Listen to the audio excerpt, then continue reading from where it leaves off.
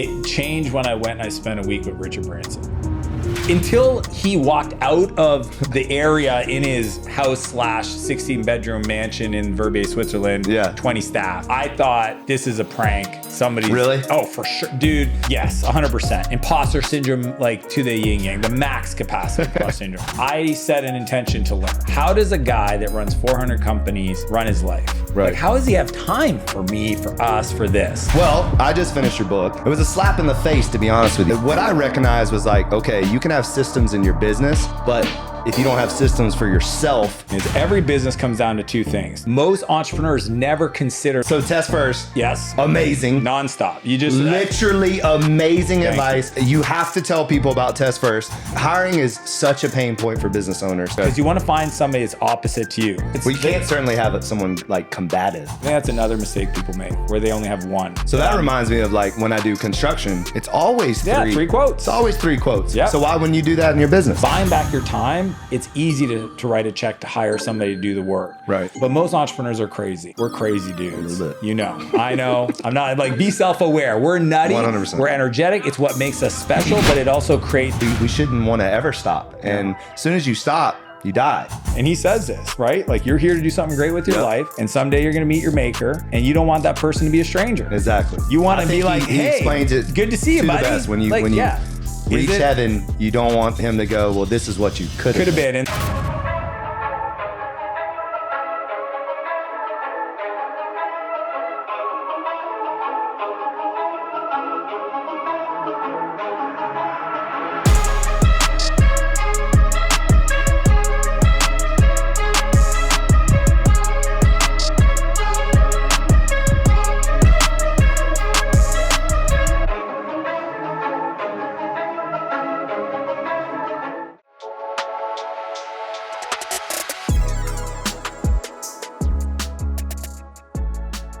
You know, is your second one a boy or girl? Girl. Cool. Yeah. Jealous.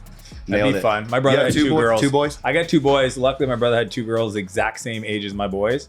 So indirectly. No way. Yeah. He called me. He goes, hey, we're having a baby. Get on it. And I was like, I'm on it. And that is cool. Yeah, they were born almost weeks apart.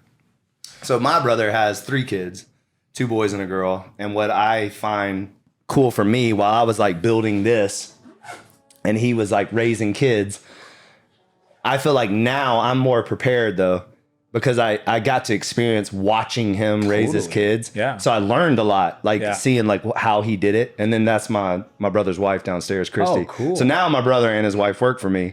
Whoa. So it's cool. Yeah. It's a family affair. Whoa. I haven't figured that one out. No, that one's different. But And does your wife work in the business too? No. Okay. No. Yeah, I'm on that. No. Yeah, I talked to a buddy just now, and he works with his wife, and I go, there's well no way. done. There's I can't no way. do it. My wife and I are total opposites, which I love. Yeah. I always say she's the calm to my storm. You know, like it's good. So yeah, but no, we're not gonna work together. She's a model though, so I do use her in a lot of the ads and the you know. She's talented. Yeah, she's definitely talented. Have you ever tried though? No. We did this thing once where we tried, and our rule was every 2 weeks. So we like attempted it, and every 2 weeks we'd go out for dinner, and then we would write down on a piece of paper, essentially yes or no. Yes, let's do another 2 weeks, or no, this isn't working. On a piece of paper. And it was like nobody's feelings are going to be hurt. We're going to only commit for 2 weeks. Right. And it was because she was helping me with some PR stuff. And I think it was like the second dinner was like, no. I was like, okay, cool. No harm feelings. We're good. Yeah, we've done a couple of like video shoots where I was like kind of the producer or whatever. And that's easy, but nothing like where it's like actually she owns a key area of the business, and you're trying to hold her accountable. I don't think and the thing is, she doesn't want to do it, you know. No. Like my wife always says, "Don't talk to me like I'm your employee." Or something. That like tone. And knows. And well, the funniest is I don't like when you're talking to me like that. I'm like, I don't. This is how I talk. I'm sorry. She's like, no, you don't. I'm like, okay, sorry. Yeah, she asked me before I left the house. She said, "Do these shoes go with this outfit?" And I said, "Yes." I swear to God, I said yes. And she went in the room and changed. And she goes, "It's the way you said it." You said it. And I was like, I was serious though. It really did go. Like, isn't that funny? Don't you think they already knew the answer to their own question? Yes, they're asking almost for I feel like they want us to say yes because they want to change. That's what I'm saying. They want to do what they want. There's already do. a decision made. Right. I don't even know why they involve us. I don't get it either. Yeah. So I love does this outfit make me fat? That's the funniest one. How are we going to answer that? I just replied, come on. I'm never going to win this question. Ever. Like we're not answering that question. It's never going to happen. Just like punt it. It's like, I'm not answering it. Especially now. I mean, she's pregnant, and that's what I've never understood. You're pregnant. You're supposed to look fat. You know what I mean? Like, you're pregnant. It means healthy. You're pregnant. Like, it's a good thing. So why are we body shaming ourselves when we're pregnant? Like, you're supposed to look like that. Yeah. So anyways, well, I just finished your book. Dude, and that's crazy. I appreciate you for doing that. It was a slap in the face, to be honest with you. Like, it was like, I felt like some of it I'm doing right. Like, I would say actually a lot of it I'm doing right. Dude, when we were talking just now, I mean, you obviously are a student of the game of systems and scale. But I mean, it's like everything, right? Like fitness, like there's always levels. I think that's what I think what I recognize was like, okay, you can have systems in your business, you can have systems in your journey, but if you don't have systems for yourself, then you might not be able to maximize the potential that you have in the journey that you're going. So one of the things that I've been battling with was the assistant thing. Is I haven't been able to figure that out. I haven't wrapped my head around not answering my own emails. Even answering my own phone, you know, like just the thought of like another person just the thought of another person doing that work for me. So what do you say to guys like me that, I mean, I'm what I would call successful to a certain point. 100%. You know what I mean? Yeah. But am I where I want to be? No. Like I loved your chapter on Dream Big because I was like, he just nailed that one because my freaking vision for this is through the roof. I can tell, man. You know what I mean? Like I'm not even. I feel like my staff hates me because I say we're just getting started. Yeah.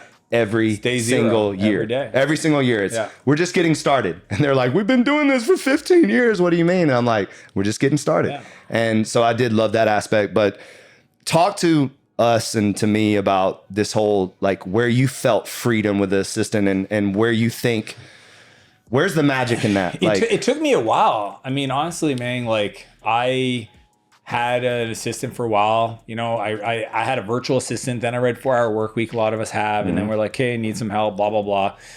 It changed when I went and I spent a week with Richard Branson. Like, here's the thing is I grew up in a small town, Eastern Canada. It was crazy to me that I got invited to go spend. That was a wild story. Crazy. Wild story. Like, until he walked out of the area in his house / 16-bedroom mansion in Verbier, Switzerland, 20 staff, I thought this is a prank. Somebody's really? Oh, for sure, dude. Yes, 100%. Imposter syndrome, like to the yin yang, the max capacity imposter syndrome. And nicest guy in the world. Introduces themselves. Thanks for coming. Oh yeah, sir, no problem. Right. Yeah, let me check my schedule. Clear. Like I'm there. But I'll be honest with you, like when people are at that level, I don't need anything from them. They don't need anything from me. Mm-hmm. I set an intention to learn. How does a guy that runs 400 companies run his life? Right. Like, how does he have time for me, for us, for this? And that's when I saw it unfold. He has Helen. And the way he interacts with his assistant was beautiful. Like, dude, it was crazy because she's cool. She at the time she was like, this is probably 6 years ago, 7 years. She I was about to ask you when this was. Yeah, 20. I think. Oh, it's actually longer now. 7 years. It was 2014, I believe. Okay. And she's 31 at the time, and she travels with him. Like I asked her one night because she came out with us, and I said, you know, what's it like? Because she'd been with him at that point a decade or something. She came from Virgin Atlantic. And she goes, look, I had to make a decision to put, you know, my personal life. Yes, I have a boyfriend, but I hardly see him. You know, we're not starting a family. Like she had to decide that because of what Richard needed. And he had other assistants over the years. But to watch them work, I mean, it was, honestly, I was jealous. I didn't have those kind of relationships. Essentially, the way he works is everything goes through her. They have breakfast every morning. Sometimes it's 45 minutes. Sometimes it's 90 minutes. Right. But she only brings to him the things that she doesn't know how to route. And 98% of the incoming requests on Richard's time or needs goes through her. And she can deal with 98% of the time. So after breakfast, when he comes with us skiing up in the mountains, his whole life is happening. It's moving. Right. And that was But the she's part, dealing with it. Yeah. So I Yeah. was like, so I remember I came back and I knew about this feature called delegated access in Gmail. And that's when I called my assistant Stephanie up at the time and I said, you are now managing 100% of my emails. I'm out. You did it right after that. Right. As soon as I got back, I said, enough's enough. I can't aspire to live a higher quality of life and integrated life if I don't make these, like, what's changed? That 100% changed. And then just the idea of really learning to let go. See, the problem for me, Manny, is like when I would let go, I'd have a lot of, I don't know, did you ever get this where you delegate, but you just like feel like the pressure and you're scared and it's like, what if they embarrass me or something goes wrong? And it's like a physical feeling. I think I don't even get to that point because I don't even let that happen. Do it. Like I'm so bad. I'm when bad you stop when it comes coaching, because you were telling me you decided one day to stop coaching, everybody said you're going to fail. Yeah. Like you must have had some like, am I making the wrong decision? What if somebody messes up? Like, no. You know, what's interesting now that you put it like that. I mean, what's the difference, right? I mean, it's the same thing. It's the same thing. It's 100% the same thing. I don't know why I had so much freedom. I think what it was someone told, I love it when people tell me I can't do something. So when I had this, what happened was I was trying to raise money.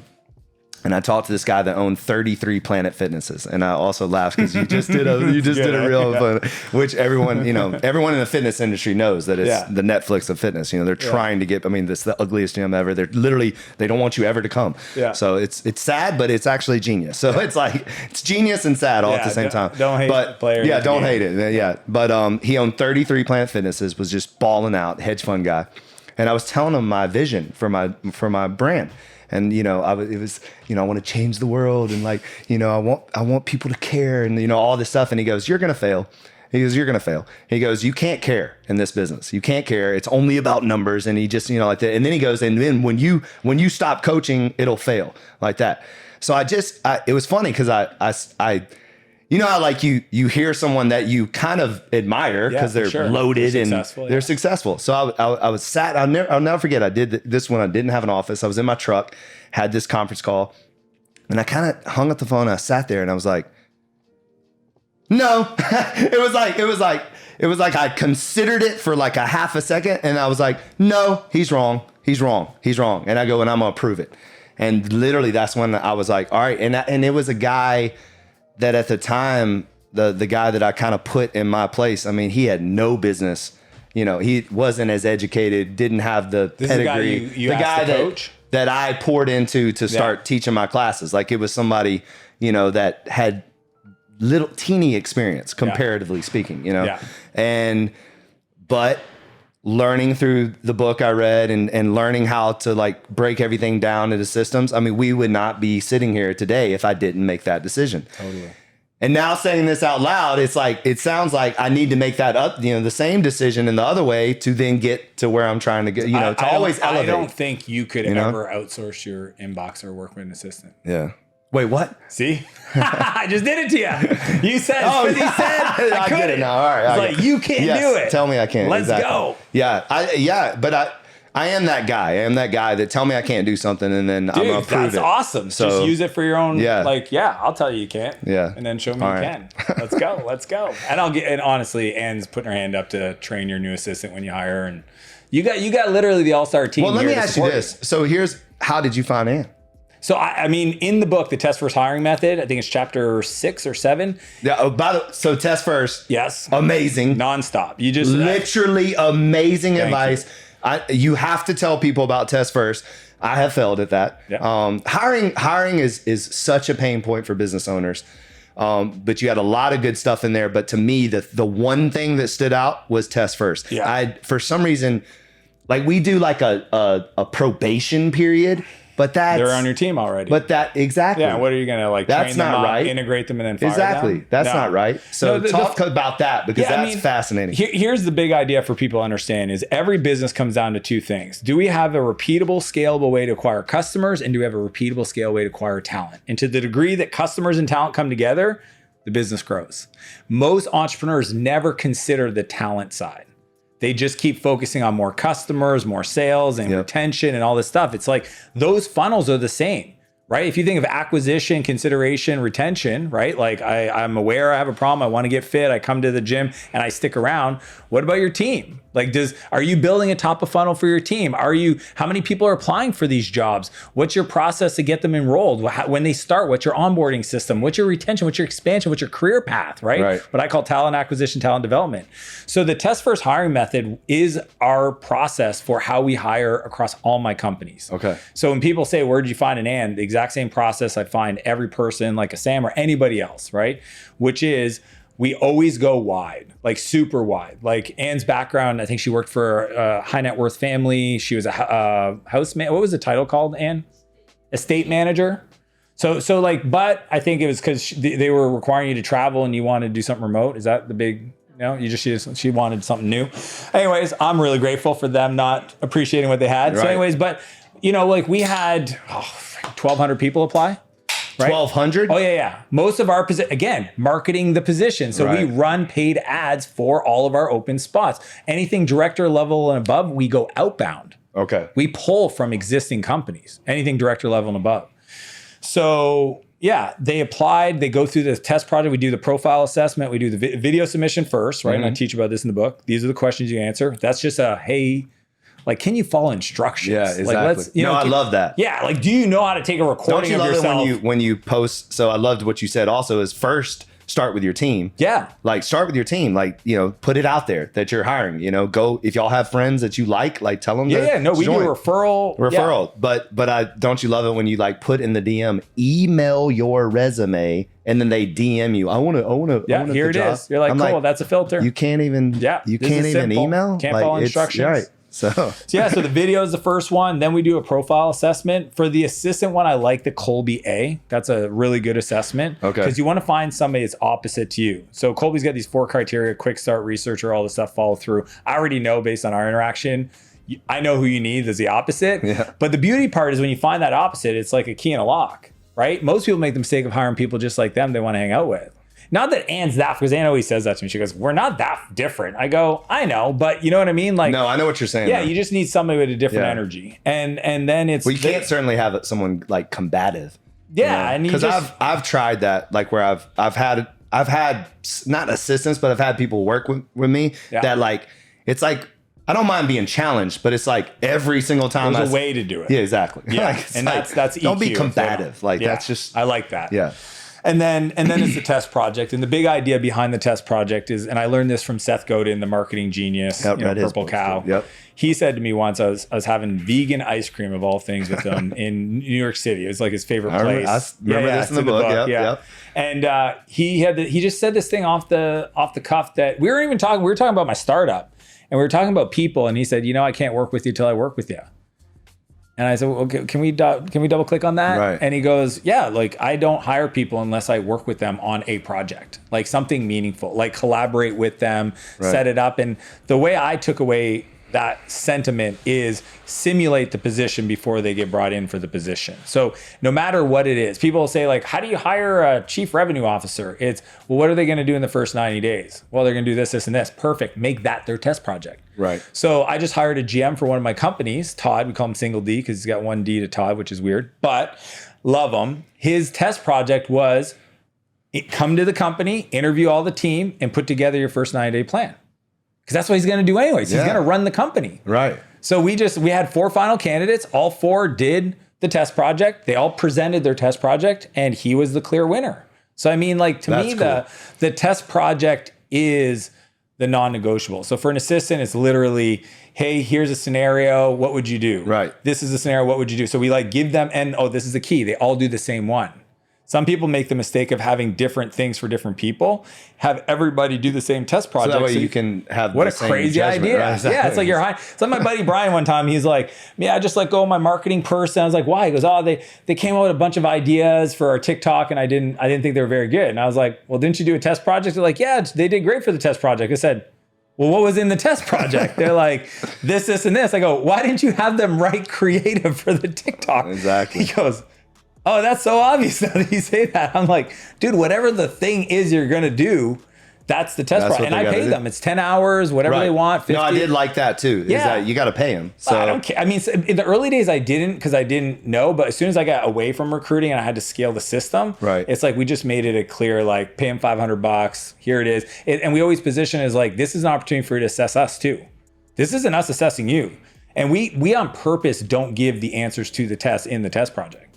I want to see how many questions they ask. I want to understand, like, the guy who ended up being hired for my GM, he on his own decided to come on my founder's hike that I do every Tuesday. I didn't ask him. He showed up. Came to my Christmas party. Didn't even know. He found out, asked if he could come. Yeah, my wife invited him. He's at the Christmas party. So like he did, like, that showed me the kind of person he was. I was about to say, like, man, that just stands out to me so much because that's something that I find to be interesting. I just recently had someone that worked for me not come to the Christmas party.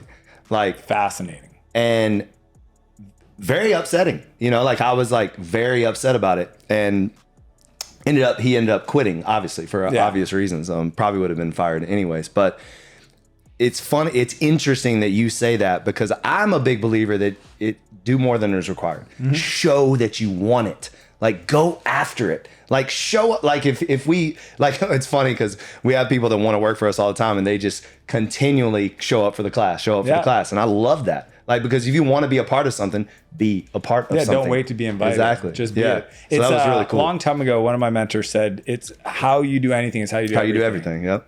So that's one of my favorite quotes. Like, dude, it was just like so obvious. It's if this is what I need you to be, committed to the culture, to the brand, the fact that like, and it's funny because like out of the 4 candidates, 3 of them did a really good job of coming in, talking to people. 1 didn't. Well, that's an easy pass. Like this isn't a theoretical go at home and come up with a plan. This is like come into the business, talk. Like we said, talk to anybody, finance, figure out the numbers, like whatever you want to do to show us a comprehensive plan. Cause that's what you're doing the first 90 days anyway. Yeah. So I just think that idea and making it non-negotiable. And the other thing is like, I only hire when I have 3 good candidates at the end. I think that's another mistake people make where they only have 1. I want 3. So that reminds me of like when I do construction, it's always 3. Yeah, 3 quotes. It's always 3 quotes. Yep. So why wouldn't you do that in your business? Again, there's 2 engines to build. There's a customer engine and there's a talent engine. And if you can get those 2 to meet in the middle at the right time, that's how we scale. And there's no bottlenecks. And I think the talent one is the one that most people put off. Yeah.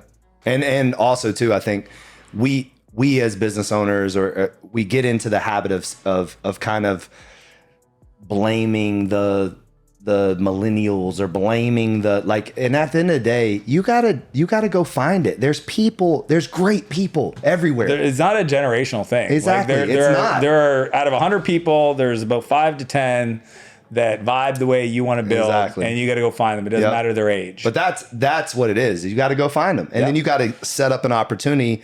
Like you said, that they kind of compete against each other. Yeah, you got to market the position. Right, exactly. Yeah, like we did this thing called the Vivid Vision. Cameron Harold wrote a great book about it, and it's like Vivid Vision. Yeah, the Vivid Vision, which is essentially like describing and visualizing in detail 3 years from now as you succeed. What does it look like? So you talked about like the multi-locations you're opening up. Yeah. So if we were starting today, you would design a document that explains this is what we're going to go create. Essentially, the mountaintop 3 years from now. Yeah.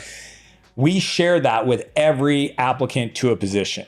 So we're like, before you even get on first level interviews, here's our vivid vision. If this is something you want to help us co-create, cool. If not, also cool. Don't move forward. Right. And because we do that, I mean, many people say to us, they're like, I knew more about what I was getting into and I was sold on it. Like that's a marketing, that's like, here are my values. Like, I mean, it's the wall over there. Like it's, here's what we believe.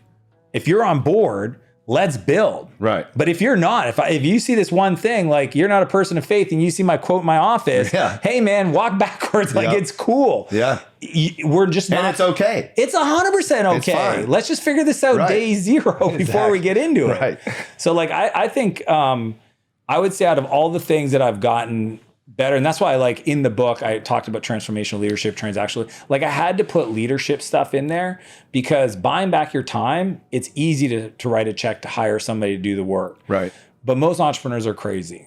we're crazy dudes. A little bit. You know, I know. I'm not like, be self-aware. We're nutty. 100%. We're energetic. It's what makes us special, but it also creates, emotional shrapnel, I call. Right. So you have to change your leadership style to make sure that you are not creating emotional shrapnel around your hires. Because you may hire great people, but if you can't lead them the right way, you'll never get their horsepower. The rubber doesn't transfer. The horsepower doesn't transfer to the rubber, right? On the road. I've been guilty of that for sure. I mean, I came from a college football background. Totally different. So when I first started leading, it was just yelling and like, you're going to do what I tell you to do. It was the screaming of the pass the ball. It was too intense. Yeah. But as I've grown and read and learned from men like yourself, like you start to adjust and start to you can't, it's like the love language thing. Yep. You can't, everyone has a different love language. Yep. You can't treat everybody the same. And it's very similar to, I look back on my personal training career. There were some athletes that wanted me to scream at them.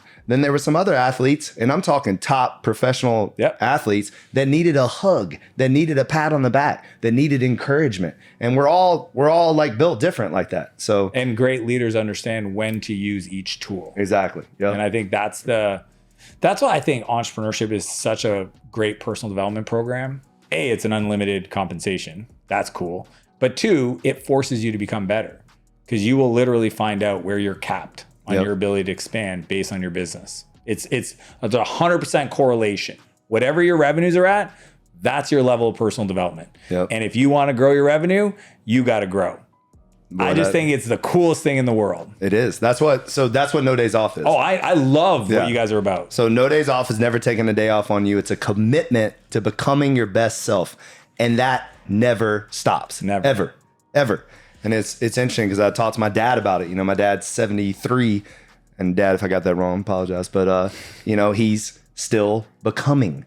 Like, we're not just that's being, so cool that he's doing that. My dad's 72. Okay. And he started saying stuff like, I only got 10 years left. I'm like, hey, let's not use that language. Exactly. Hey, let's not do that.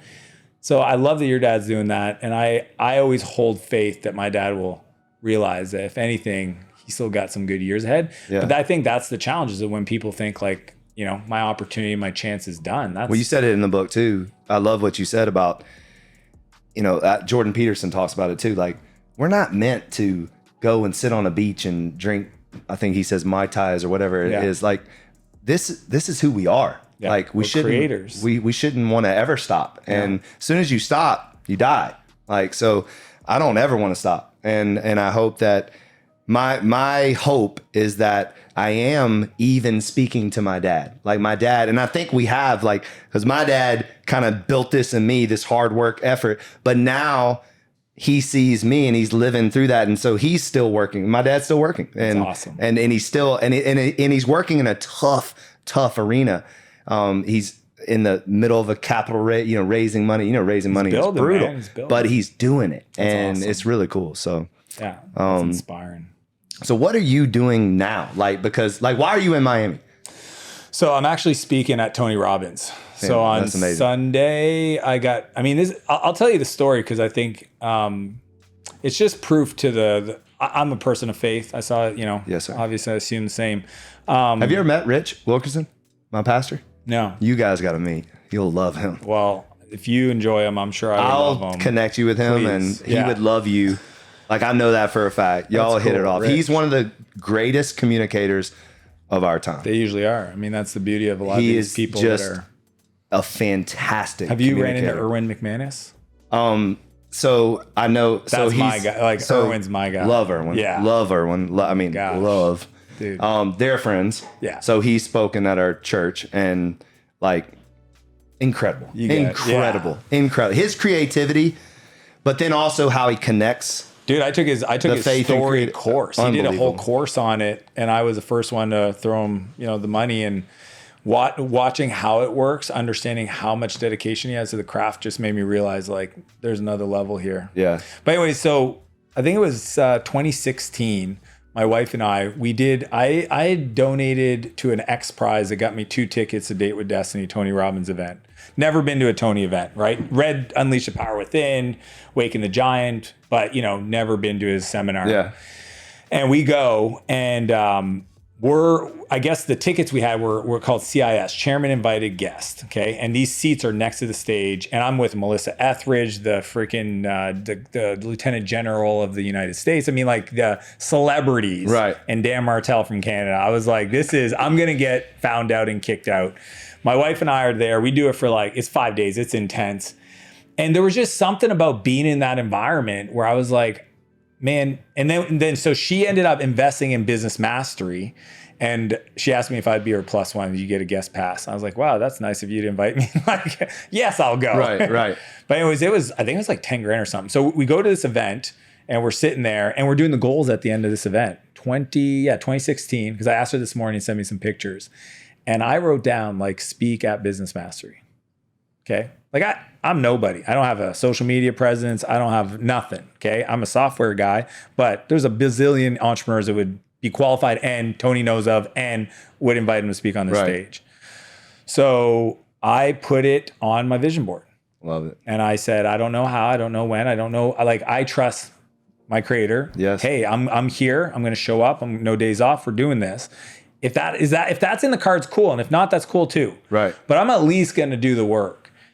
And how long ago was it? How long ago we got that email? 2 months ago?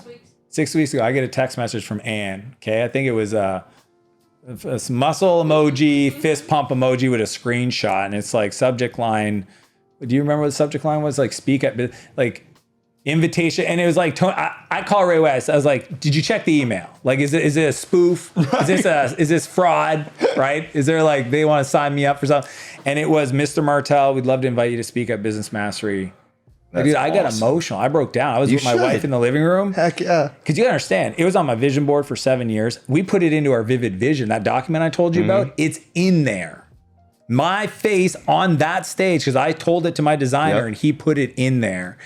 And I got the invite. And I'm telling you, until I'm on that stage, I sure hope it happens. Right. I don't know. When this might is not it age well. No, it's on Sunday. Sunday, all right. It may not age well. But so far, I met with their team. We're confirmed. We're here. And I've worked my butt off preparing, and I'm going to do what I got to do. I love it. So I just share that story because I just think, I met John Maxwell a long time ago.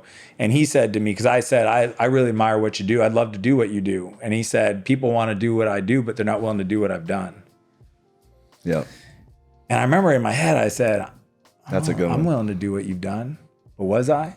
And at the time, I did not. I didn't start working on speaking, working on writing, working on anything. I mean, my book just came out. It took me a while to figure this game out, to go all in. But I'll tell you, man, I think people should have dreams. I think people should hold them true. I think they should be their primary aim. I think it should be purpose. And I think it's divine. I think they're divine assignments. I think that they should wake up every day to expand because it's what the human spirit is here to do. It's what God had. That's what he created us for, is for expansion and to bring that good into the world. And whatever way that world works, if your world is your family, your church, your CrossFit gym, your whatever, just show up and give yourself to the world. That's the big thing when you say, what am I doing here? I mean, I'm on a media tour right now doing, I think we got 9 different podcasts and media stuff. And then I got to go do the talk. Pretty much if I get on a plane, I always try to meet with local folks because I believe every person's here to become their 10.0 version, the person that God created us in his image. He did. He has a vision for our lives and he hopes that you listen or are guided. I love how Ed Milet says it. Dude, Ed's my personal coach. Oh, okay. I hired Ed to work with me because I said, again, I do what I teach. I'm hey, I wanted somebody in the media side to guide me. And he says this, right? You're here to do something great with your life. And someday you're going to meet your maker and you don't want that person to be a stranger. Exactly.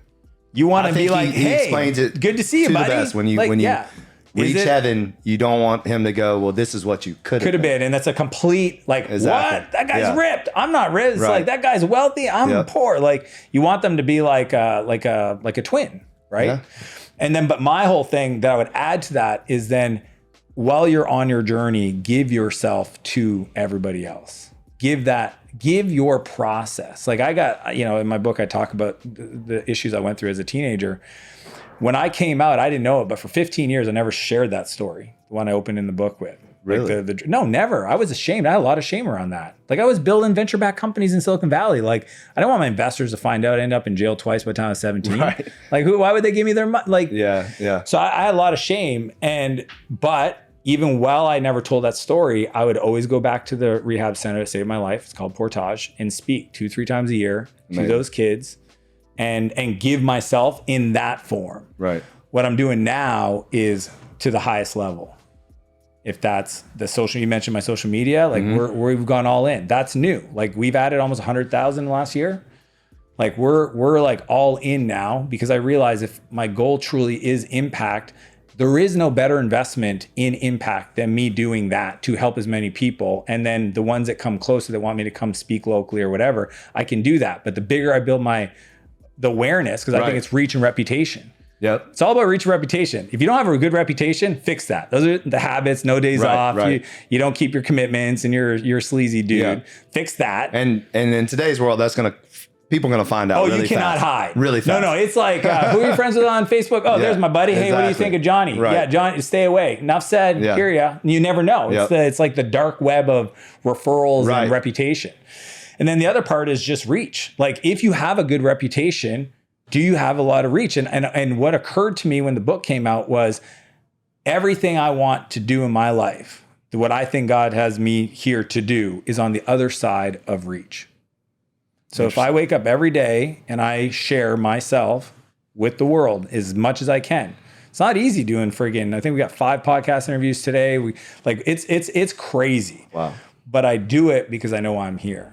So I love that you asked why you're here. No, because it's to give myself in all ways, be away from my family, my kids and stuff, because I think that's what I'm here to do. Great. And I think the take home message too is you said 7 years, which to some people feels like an eternity. But I would always say is like, what else are you going to do? Like you should always be You're going to wake up anyway. And doing something to accelerate whatever that dream, whatever that cause is. And regardless of the setback, regardless of the obstacle, eventually, if you do what you say you're going to do every single day, eventually it's going to happen. It's going to happen. And I love the meme where the guy's digging for the diamonds, and then the other guy turns around. So that's it. It's an interesting concept because I had a buddy of mine once, he asked me, he goes, how do you do this vision stuff? And I remember I was driving with them, and again, for us, it's like, I need to know where I'm going. I don't know. For me, it's like, what's the target? Because if I don't have a target, it's like training for no purpose is kind of hard. I get it sometimes. We got to be in the darkness to kind of figure it out. And I said the similar thing. I said, at the end of the day, in 10 years, you're going to work for the next decade. He goes, yeah. I said, cool. Well, you're going to get up every day and you're going to work. The only difference is I have a purpose. And he just went, oh. He goes, you know what happened, Dan? I said, what? He goes, I actually hit my purpose about 5 years ago and I forgot. I never reset it. And he had been feeling like he was wandering for the last 5 years. I said, dude, your purpose is way bigger than whatever the fancy car you got and that nice truck and that nice home and your family. I love that for you. Dude, you are way more capable. And I said, it probably scares you to even think about what you could do. And he's like, yeah. I said, well, you're going to get up every day anyway. I'm not asking you to work more. Right. You're already working, dude. Yeah. Just work with more direct purpose. More intention. Yeah, exactly. And it's fascinating because it's not more. People are scared because they think it's more. It doesn't have to be. It's intention. It's just being, so what we're sitting in was a vision in 2017. So good. So similar situation. I was big. My wife got me into Pinterest. Oh yeah. So that's like my we vision built a board. house once, so I got very familiar with Pinterest. Exactly.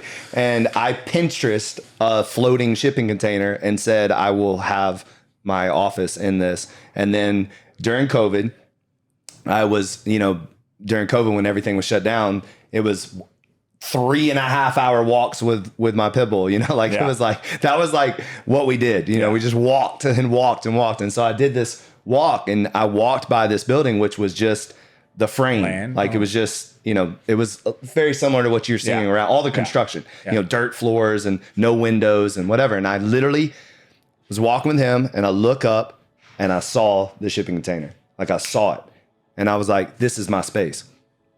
So I called the building, and this is the middle of the pandemic. And I called the building and they were like, what? Like, you know, you want to meet with us now? You know, and I was like, yes, I want to meet with you now. So they met me here. They showed me the space and I started negotiations, and then they ghosted me, like completely ghosted me. But what's interesting is that I did not even remotely think it wasn't going to happen. Like, even though they ghosted me, that's okay. I knew it was my space. It's done. So it's I was like, done. I was like, it's okay. They'll come back around. And sure enough, they came back around, said, oh, we looked you up. We didn't realize who you were, blah, blah, blah. You know, that whole thing. And we got back to the drawing board, ended up negotiating the deal, signing a lease. So we negotiated August 2020. Ended up, obviously, you know how long these things take. Ended up signing the lease in April 2021 and then opening April 2022. And this area now, if I was to try to do this now, it would be four times the amount. Four times the amount. And here's what I don't understand. You're in the gym space, and during COVID, you decide to go all in. Like, I know, because I have a lot of friends in this. Yeah. One of my best friends owns 13 fitness locations in Canada, and it was the hardest time for him. And there ain't no vision. Not because he's just trying to like stay. Yeah. He's renegotiating leases. How did you do that? So imagine this. Had 3 locations. Yeah. March 17th, 2020. Crazy. Over, let's see, 15, 16.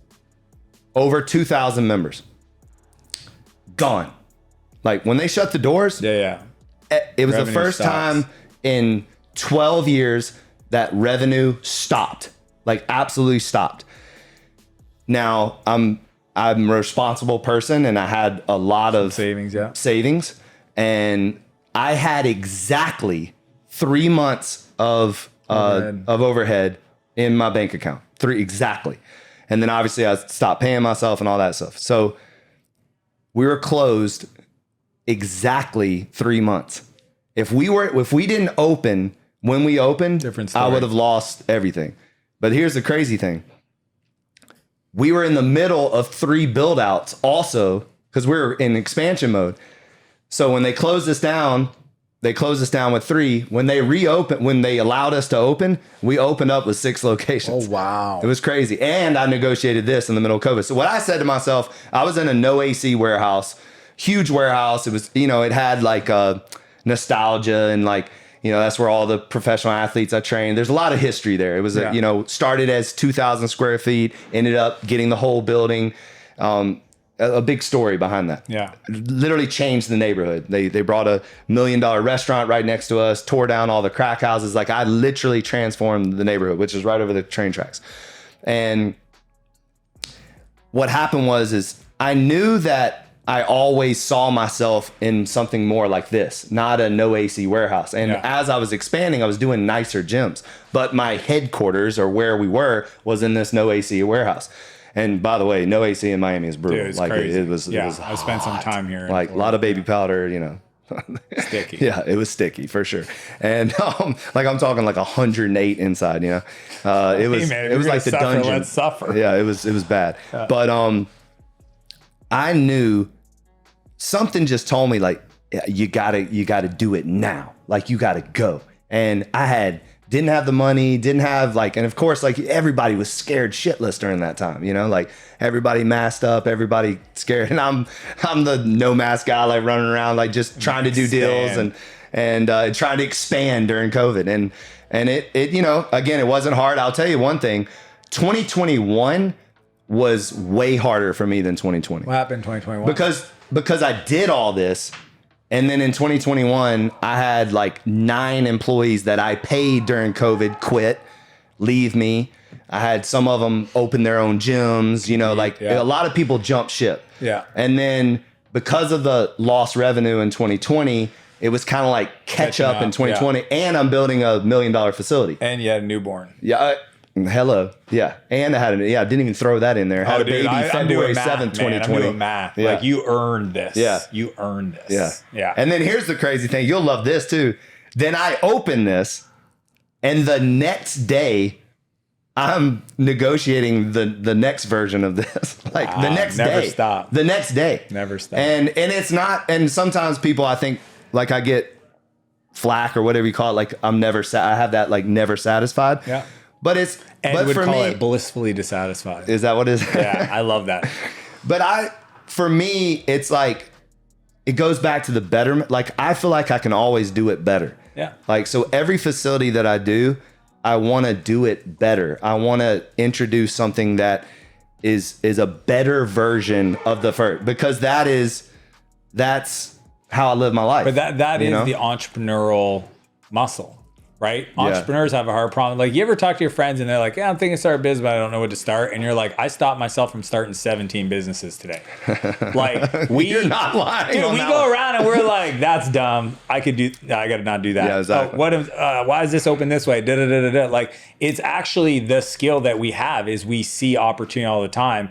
And the better entrepreneurs like yourself, we just learn how to focus that betterment on a vehicle that you'll laugh. So, I'm in the CPG business now. Yeah, just a bit. and when we started the beverage company, like, cause all my partners were all, very entrepreneurial spirits. And we were like, in the beginning, we were like, we're going to do our own distribution. We're going to make our own cans. We're going to do it all like that. And then quickly we realized that was not the move to make. And, but yeah, so I totally get that. But I will say this: what do you feel? Because another one that kind of was like not a stab in the back, but kind of painful to read. When you felt seen. When entrepreneurs like myself, we have multiple businesses, and it's to come. It to kind of I was like, ugh. But how I see it is that I'm building a brand, like not necessarily different businesses, because they all are kind of like this. Do you still think you got to kind of focus on one? So I coach a lot of high level guys, like 9-figure guys and gals, and my philosophy is management bandwidth. I'll never say no. I just want to know, show me how you're going to be able to create the space in your calendar and or hire somebody to lead that initiative. As long as that's true, it's what happens oftentimes is, especially when we start off, it's, and I made this mistake. Like, everything I teach in the book, I can tell you the year, the moment, the money I lost, like I paid my dues. But I had like 3 years of so I did 2 failed companies right out of the gate. 17, 19. I waited till I was 24. Finally hired a business coach, an E-Myth coach, actually. Okay. Yeah, this guy named Bob. And my first year did almost $1 million in revenue. Okay. And then just kept growing and growing. But year 3, right? And then I also invested in my brother's company. So I had a little bit of like, hey, maybe I got the golden touch. Like, I don't know. Yeah. And then I got crazy and I deployed like capital into 3 companies. But these weren't companies that were raising money. These are companies that I call them, they would only win if I was involved. Those are not good investments. Yeah, that's not good. But again, we got to learn. So, so I think what happens is if you can't, like, if the thing isn't going to work with their involvement and you don't have a clear who and you're going to drive the how, I think that's where it gets risky, because what you end up doing is you put both companies at risk. Right. And that's the scary part, right? I have a lot of friends that are software curious. They have agencies, they have restaurants, they have whatever, and they call me because they want to build a software company. And I always have to teach them, like, time box it, feature box it, like allocate resources, but like constrain it. Right. You don't want to be the rich uncle. I got a call one time, a friend of mine introduced his friend, and they were $7 million cash they had a very successful multi-8-figure business. They took every dollar of profit for 3 years and poured it into this software company, $7 million cash, and they had not launched yet. And he was telling his friend about the issues. He said, I know the guy to call Dan. And I get on the call. I said, tell me about your situation. And I said, fascinating. So that company was the rich uncle because they never constrained anything. They didn't say we got to launch in 12 months. We didn't say we're only putting $500,000 into this. Like, you need to create the constraints. I think that's where creativity comes from, right? And one of the constraints that I put on my clients I coach is, what is the time commitment? And you got to show me, either deploy capital, buy back your time. Like, you can start this other company, but who's going to run it? Right. Do they have experience? Are they going to require you to coach them? And it's just fine. It's just then show me in your calendar where we're going to clear that up, because it doesn't look like you have free space. Right. And they're like, oh yeah. So it's like, cool. Let's do a time and energy audit, which I teach in the book. Yep. And then based on the time and energy audit, we find the time, we buy back the time, and then reallocate it to invest in the new thing. So I'm not opposed to people doing multiple companies. I think at scale, that's kind of what you find out. But if the ones that do it successfully, what you'll discover is that they have strong leaders. Yep. And to the degree that you have a strong leader in place, or leaders and a system, talent development to develop your leaders, then you can scale. So Steve Jobs had this thing, he called it the 100. So every quarter, he would go around the company and tap on the shoulder up to 100 people that he felt, if he ever had to start over again at Apple, that he would bring with him. Okay. He decided, I've never heard this it's called the before, 100. and I love Search it. Steve. Yeah, the 100. And every quarter they would go to Half Moon Bay, do an offsite for 2 days. And that was where he poured into those people. He taught them about his thoughts. He got them to share best practices with each other. And then they did this really cool thing where they would list the 10 priorities and they would all argue as a group, 100 people. This is what I think we need to do next quarter, this. And they do the 10. And then he would go up to the board and he would cut. And he would cut to only 3. Out of 100? No, 10. 10 ideas. 10. 100 people. Everybody fought for their idea. They wrote down the top 10. And then he would go up and he'd go, boom, boom, boom, boom. And then they would fight, like tournament style. And he goes, these are the 3. And he got all 100 people because he knew that's how he could lead the team. Yeah. If he got the most influential people, the most talented people in the company on board, they saw the 3. He didn't, whatever everybody else wanted to do, that's fine. Right. These are the guys that run the company. Turned out he got to prove his theory right. Gets kicked out of Apple. That's who he brought on with him to go do next. Wow. So next computer came story. from How those did I 100 not people. hear that one? It's like one of these underground stories if you're in the valley. Okay. But if you search it, Harvard Business Review's done an article on it. Yeah, the What 100. a great story. So my philosophy is, the way I look at it for scale is I'm developing my 100. That's it. So every day, Sam's one of my 100, Ann's one of my 100. Like I'm building teams around talent. And to the degree that I have a strong base of bandwidth, right? One of my mentors, Travis, he said this. He goes, because they grew 4,000 employees in 5 years. I said, how do you do that? He goes, I only have 5 direct reports. And to the degree I have management bandwidth, those leaders know how to execute. I can do more. And if I can't, I need to upgrade those people. That's this whole philosophy. It's management bandwidth. How much bandwidth does these leader allow me to execute? Right. And if you don't have the right people, then you got to upgrade them. And that's unfortunately to the degree. It always goes back to it's always talent. people. It's always people. People. Yeah. The people game is actually like, it's the hardest one because you can't create an SOP. Right. Yeah. You want to, but no, dude, it's more emotional than that. So it requires a lot of like introspection of like, because I think that people are this beautiful, one of my coaches once, this guy, Peter Crone, he said that the world will show you through people and circumstances where you're not free. So anytime you have friction with people, they're showing you where you are not free. And now you can either divine assignment. That could either be, that's the thing I go work on, or why is that person always like that? Let them go. Guess what shows up? Another person that does that until you learn the lesson. Right. So it's kind of a beautiful thing. Yeah, it's awesome. But like, that is what people development is you got to build systems, processes, training, leadership development. Like, what is their career path? Like, you got to build the machine that builds the machine. Right? It's not about how do we deliver for the customer better? It's how do we hire the people? How do we train the people? How do we empower the people to do what's right for the customer? Right. But at a certain point, your level of extraction comes way up. And now your vision, your people, your money. I mean, those to me are the 3 things I talk with my leaders about. That's it. There's vision, people, money, and it's 18 months in the future. Right. We don't talk about this quarter. This quarter should be baked. You got it. You know what I mean? Like, I'm talking to my executive team. It's like, I'm not talking about this quarter. Let's talk about next year. Because if I can get you thinking next year, just like Steve said, like, what are the top 10 things? Right. Like, I need you focused on the future. Everything else will take care of itself. I love that. Yeah, it's cool stuff, man. Because like, I've just studied so many people. Like, I was about to say, so in this, I swear, how many coaches have you had? As you said, my coach, my mentor. I got 5 coaches now. Yeah. We got a family coach, we got a parent coach, and they're all incredible people. Like, our family coach came and lived with us. Really? Dude, well, you know this. Like, professional athletes get this. Yeah. Let's look at the game tape. Right, yeah. I hired somebody to come live in my house for 3 days, and she watched the game tape. No way. Yeah, woke up in the morning with us, watched us parent, wrote down notes, made my kids draw pictures. Like, trust me. But again, I'm very intentional. I want to be the best version of myself, right? I have, Ironman coach. I got a weightlifting coach right now. He's going to, like, he's training to be Olympia. Like, he's next level friggin' fitness. Like, but again, you get around these people, they're going to show you what world-class looks like. Right. So I just have an unlimited budget. Ed, I work with on the media stuff and kind of vision, but I just don't have a budget constraint on investing in me or my health. Those are like, in my health, my family, that kind of stuff. But I just think that's going to be that'll always be the filter to my expansion. Yep. Right. It's speed. That's why I always tell people, they're like, I want to learn from you. I go, well, there's 3 options. You can either work with me, you can do this, or you can watch my content. It all depends how fast you want to go. Right. but it's just a speed decision. Yeah. So if you want to move fast, this, hire a coach who's been there, done it, can show you, do this, let's monitor this, let's watch you execute this, run through this, block, whatever it is, some training program, assess, like that's how we move. Very enlightening. Yeah, I call it the business athlete. Like last week we did leadership training in one of my companies and I taught them the concept of business athlete. So y'all say you want to be world class. That sounds like another book. I never thought of it. It was good, eh, Sam? It's a great title. Business athlete, those 5 categories. Yeah, it was really good. Yeah, there's a difference between a group and the coach.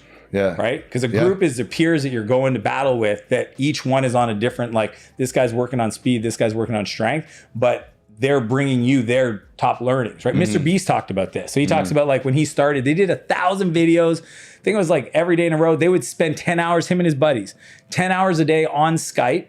And they would just share best practices. I did this, I analyzed these thumbnails, da-da-da-da-da. That's the group side, right? That's like a group coaching. That's an EO, YPO, whatever your thing is. A coach is different, right? Some people are in a group coaching and they don't realize that's different than a coach. A coach looks at the game tape. Coach looks at your swing. A coach, they criticize, they critique, they evaluate. And having that level of scrutiny, some people don't want that. I have a buddy, he said the other day, he said, I don't like people telling me what to do. Well, that's good. Let me know how that works out for you. Far with that. Yeah, keep that up. But I just think like to the degree that I have the capacity to consume the coaching, that's really my limit. Sometimes my calendar's too committed. Yeah. I think I like having, for business, I have one coach I work with at a time, usually for 18 months. Then I go find the next one and just. And so right now where you're going, is it to be media. Okay. To be the top. The top one. Like top speaker. for Dan. No, I don't want to. See, I actually don't. I speak. My speaking fee is very high because I have my own jet. So it's like they got to cover my jet fuel. Okay. And I only do 5 a year, maybe. Okay. Don't want to be a speaker. I want to be top on the internet because that's scalable. That helps people I'll never get the chance to meet, the privilege to meet. So it's more like content driven, media driven. I just call it media. Yeah, like we invested in a 4,000 square foot media studio. It's dedicated to us. We have different sets. Sam runs that. He's my business partner in it. I mean, we don't make any money because it's me, but yeah, I don't know if that was a great business partnership, Sam. He's playing the long game. I was about to say he's playing the infinite game. Oh, dude, yeah. So we got, and that is the whole point is just like, how do we design a process that we love to do forever? And I mean, as much as I get the benefit of the team, Sam gets the benefit of like, we literally work with the same teams behind the top guys. Like that's my gift is I can reach out to people and get support. And he just tells me I need to talk to somebody that did this, this, and this. I said, hold my NA beer. Right. Boom. I mean, remember that day, Sam? We were just like, literally you say, here's the list. These are the YouTubers I want to talk to their teams. Intro. So it's apparent too that your relationships are phenomenal. It's everything. It's everything. Like what do you what do I do? No, what is your no. What's the question? It's how did you build that? Like where did that, because I mean you have named the top of the top people in this game or whatever you want to call it. And where do you think that came from?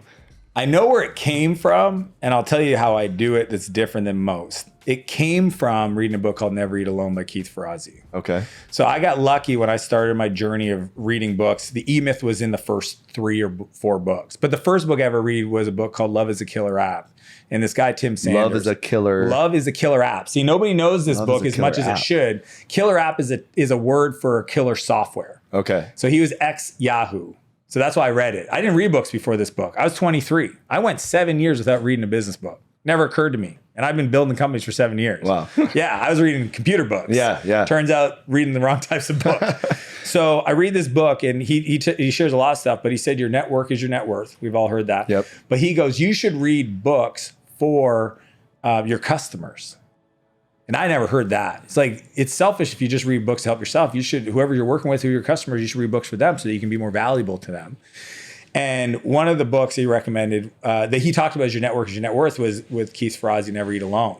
You gotta understand, I'm more of an introverted geek at this point. I'm 23. I like code because I don't gotta talk to anybody. I write the software, hit the internet, and people use it. I don't wanna, I didn't want a team. I grew up in open source world. We didn't talk. Like chat rooms, we're good, right? Open source code, submit the code. I know nothing about this exactly. world. Well, that was where I grew up, but I realized if I didn't have team members, if I didn't know how to talk to customers, I couldn't sell. Right. So I'm reading Love is a Killer, I'm reading Never Eat Alone.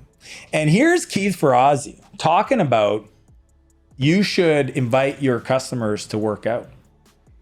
Like, you gotta understand how that was like, I'm like, dude's nuts. Terrified, He's yeah. nuts. Yeah. He's like, I was like, why would I have a hard time asking them for 5 minutes to go to their office. He's saying you should invite them out for a meal. You should invite them to a spin class. I'm like, why would I ever want to sweat in a professional environment with somebody I'm trying to get as a client, right? I'm working with big Fortune 500 companies. I'm like, why would they ever want to do this? And it was so funny, I put it off. But the one thing I did take away from the book that I started slowly at first was inviting people to break bread, to have a meal. My first guy, I remember Larry, he's in New Jersey, he was a customer of mine.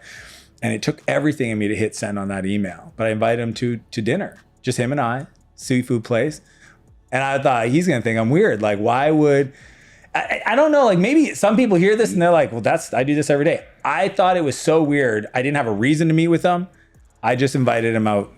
And then I asked his stories about his life and how he started. He was running this massive company. Yeah. And I remember I was sitting in the parking lot and I was stressed. I was like, Dan, you're an idiot. Don't say anything stupid. He's going to fire you we're a vendor of theirs. Right.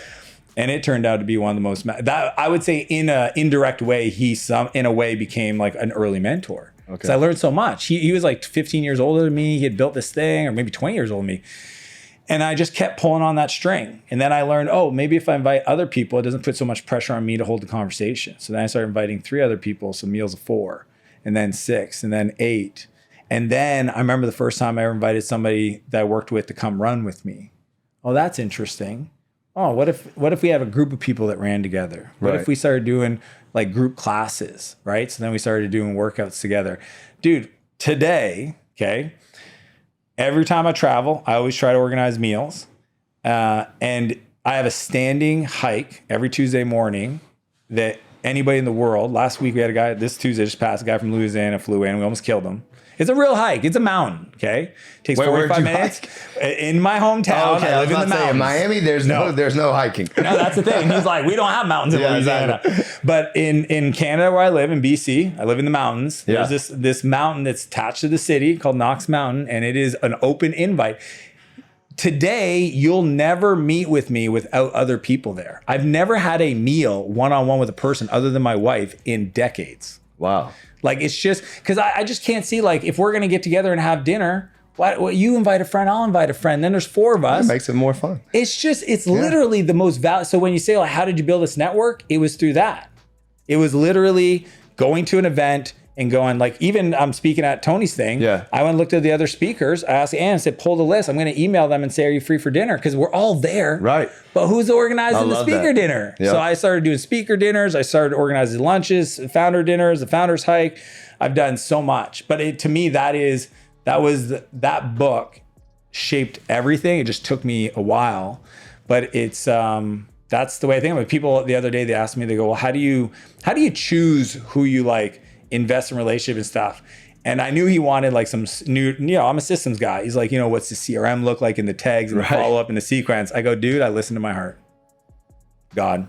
I was actually, as you were sitting there telling that, I was like, I wonder why he's here. God. I messaged Justin. Yeah. I said, Justin, here's what I'm doing. Who do you know? He mentioned your name. I trust Justin. And why did Justin come to mind? Like, God, like literally I listen to myself. Yep. I think too often people think of people, they should just text them.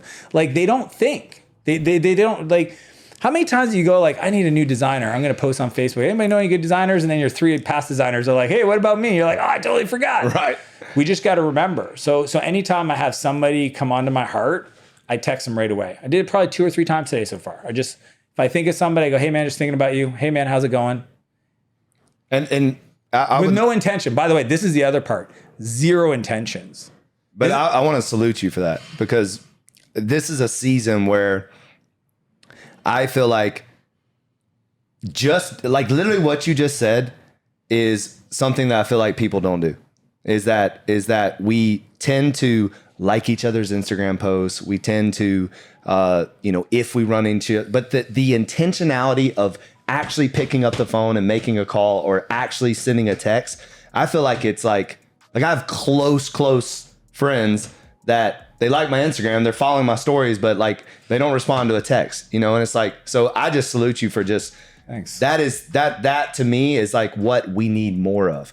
We need more of checking in on each other, random FaceTime, like see each other's faces. That is like stuff like that, I think is so powerful because we never know what people are going through, and we're all going through something. Everybody's going through something. Yeah. And it's like that check-in, I call it the check-in. Like, hey man, how's everything going? Like it means so much, but to actually, be intentional about it, I just think that's phenomenal. So I appreciate that was really cool you sharing that. Yeah. So.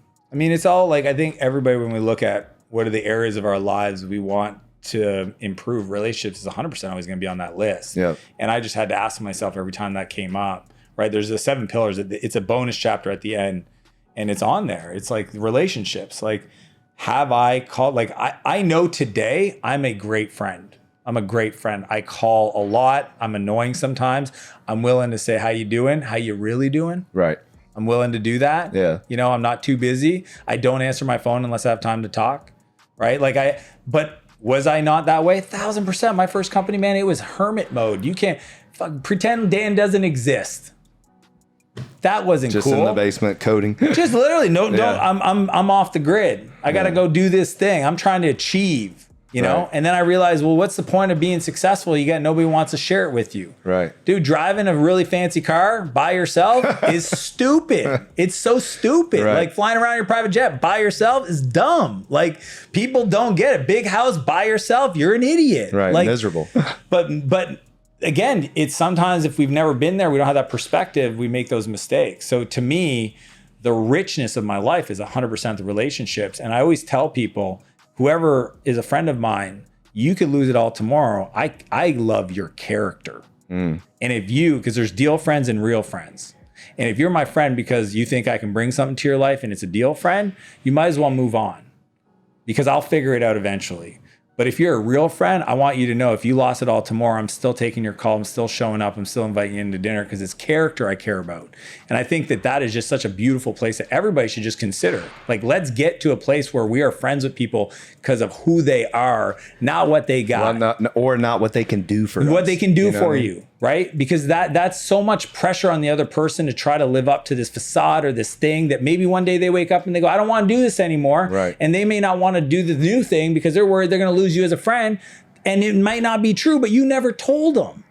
Tell them. Yeah. You could lose it all. I tell my friends all the time. I told my buddy Keith the other day, hey dude, just so you know, you can lose it all tomorrow. I'm still showing up for your birthday. And I expect you to do the same, motherfucker. You know what I mean? Right, you better do it for me. Because I don't know. I just think that's what we're here for. I love it. I think that's a mic drop personally. Like the real friends, not a deal friends. I might, especially in Miami. I feel like there's probably a lot of deal stuff. I stole from my buddy Brad. All right. Yeah. And he got Miami it from somebody else. He got it from Einstein or Churchill. Yeah, Miami is definitely a lot of deal friends. I bet, and no doubt, but it'd be cool to communicate the desire to be friends with people, even if they lost it all. I think if everybody just got real honest and just I've never heard that before, actually. Like they said like that. Very intentional. Yeah. Yeah, because I remember one time I was stressing out because I was like, man, this guy's only friends with me because I can do this for him. And it hurt my feelings, dude. Honestly, I was like, man, that really fucking pisses me off. Like I love him, but I couldn't answer the question honestly to say he would still be friends with me if I lost it all. So I had to sit down with them. We were having dinner, our families were together, and I said, look, dude, I just want you to know this is how I feel. It might be a hallucination, but I just want to know, where do you sit with this? And he apologized. He goes, man, I'm sorry I made you feel that way. It's definitely not my intention. I said, well, yeah, but you did this, this, and this. And he's like, shit, now that you say it that way, I can see how you'd feel that way. But he was honest with me. He's like, that's not my intent. I said, perfect. I just want you to know now, you lose it all tomorrow, I'm still calling you to hang out with our families. But it's also cool to have these kind of what I call, my pastor just did, he did a series on Mature Me. And it's talking about us living a more mature, what would the mature version of ourselves do? Mm-hmm. And to me, that's a mature conversation, And I like that frame. And we have a decision every day to do the immature thing and the mature thing. And I think we need more men that are operating in maturity, because there's a hashtag called adulting I haven't seen that one. And he talked about it. My pastor talked about it. It's like, Is this Rich? yeah, this is Rich. And it's like him. he's complaining. Adulting is people complaining about having to do adult things. Yeah, And it's like a thing on TikTok and Instagram. Wow. Like having to go to work today, you know, that kind of stuff. Adulting, hashtag adulting, like having to take my kid to school. Yeah. Hashtag, I mean, it's crazy. So I don't know why I'm bringing this up, but have you ever seen Joe Rogan's vegan cat bit? I don't know if I have actually, and I love it. Because I feel like if I go down the adulting hashtag, Yeah. I'll have the same reaction he had when he went down the vegan cat hashtag. I mean, I can only imagine how Yeah, scary he said that these is. cats look like friggin' they're about to die. Oh my God. Vegan cats. That is tragic. One of the funniest people on Instagram to me is Sean Baker. Oh, so good. He's so good. Yeah. His stuff is hilarious. Yeah, he's funny. That's the meat guy? Yeah. Yeah. The wrote the carnivore diet. Yeah. Yeah. The meat guy. I've been carnivore for like four almost 5 years now. I've considered it. Yeah. I think Rogan does 1 month a Yeah. year, December or something. Yeah. I would react well. When I do like a high protein, right now I'm Do you know your blood type? B. Oh, interesting. Yeah. So I'm O positive. O positive does really well on all. Okay. Meat. I'm not sure about I think I'm B. B negative. So Yeah, but I know like keto does well for me. And, Yeah. Yeah. I do it's more of a keto carnivore because it's high fat, high Yeah. protein. So, but I ever since I did it, I love it because I've the inflammation and all my football injuries. It keeps me from that. Yeah. So, That's cool. man, I thank you. Like It's an just honor, the fact man. It's that an honor. you took the time to do this is humbling for me. Especially you're going to speak at Tony Robbins. Is really badass. But honestly, like thank you so much for coming and spending time. Guys, buy back your time. Highly recommend it, especially if you're trying to be a monster in this entrepreneurial game. So And it hit me up on Instagram for everybody because like chapter 6 is all about the assistant stuff. Okay. And we talked about it Yeah. earlier. I want to do something for your audience. If they follow me on Instagram, that's all I ask. You got to follow me. But then Yep. they message me, EA and Manning, so that I know they came from this podcast. Okay. I'll send them my internal SOP for working with Ant. well, I love in the book you're constantly saying like I have free. Oh, the resources. Yeah. the resources. That's not there. This And- is special just for this Okay, audience. great. All right, awesome. Yeah. Thank you. Dude, it's Man, an honor, man. Appreciate it. Super fun. Let's go.